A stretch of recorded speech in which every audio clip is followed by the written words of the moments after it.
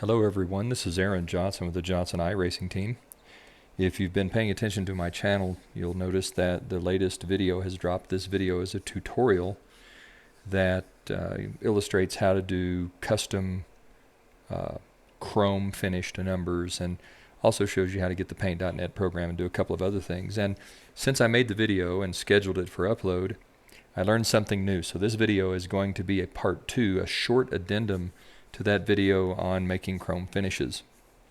Today I've been working in my spare time on a paint scheme that's going to be an Alienware paint scheme for a late model stock car, so for the Monte Carlo SS. I'm not all the way through it yet, but I'm getting closer, and I wanted to take a look at what this car was going to look like on the track. So I opened up a practice session and I saved my file. Remember, we save these files as TGA files, so I'm going to hit Save As, Monte Carlo Base. I'm going to select TGA, then I'm going to hit Save. And I'm going to go ahead and tell it to flatten the image, and then I'm going to undo so that I've got all my layers back.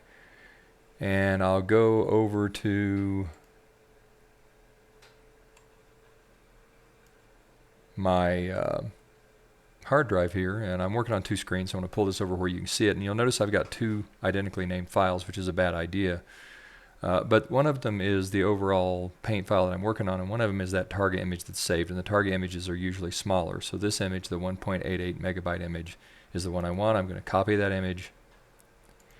Remember, we went to Documents, we went to iRacing, we went to Paint, we opened up the car we're working on. In this case, it is the late model. And we're going to right click and paste. And this is an earlier version, so I'm going to delete it. And I'm going to rename this car underscore 522997. Remember, that is your iRacing number. I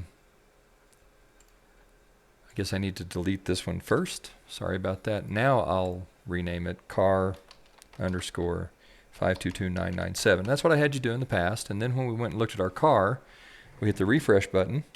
That's Control R, and it showed our car. We've got a little bit of a metallic green finish on the car. The Alienware is going to be green. I see some issues here, so my Alienware is being cut off here at the fender, so I'm going to need to take care of that.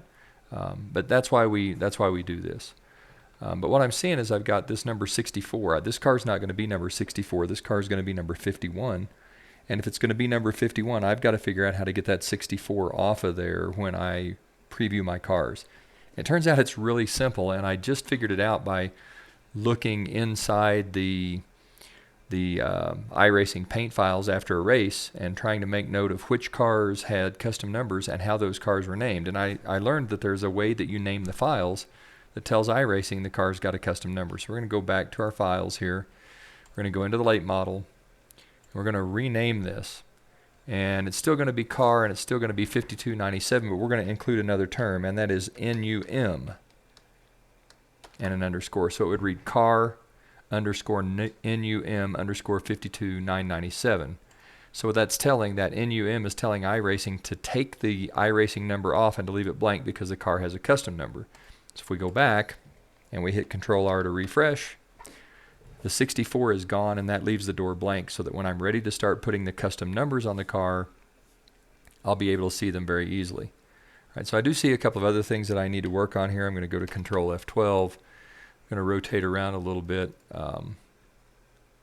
One of the things that you can see is you can see that Alienware on the quarter panel, my performance gaming's cut off. I really need to work on that. So I don't have room to slide it back, so I'm going to have to make that particular decal a little bit smaller vertically, so I'll probably drop that, I don't know, 15 or 20 pixels.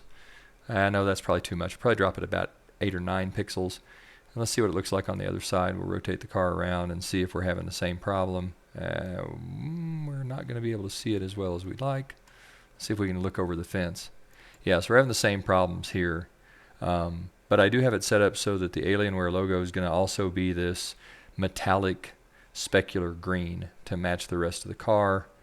So I kind of like what I'm seeing. So I'm in the middle of it. You'll also notice that the wireframe is on, and that's so that I can see how the paint lines up with the rest of the car. That wireframe is my way of seeing where the paint lines are on the car. I notice one little spot right here I'm going to need to work on and massage that, but otherwise the paint looks pretty good.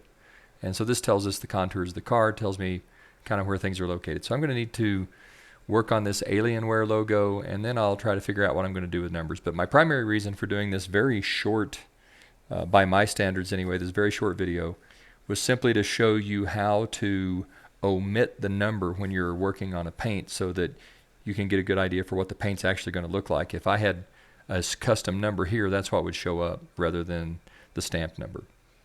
For the Johnson iRacing team on the Johnson iRacing Network, this is Aaron Johnson saying, go fast, turn left, have fun.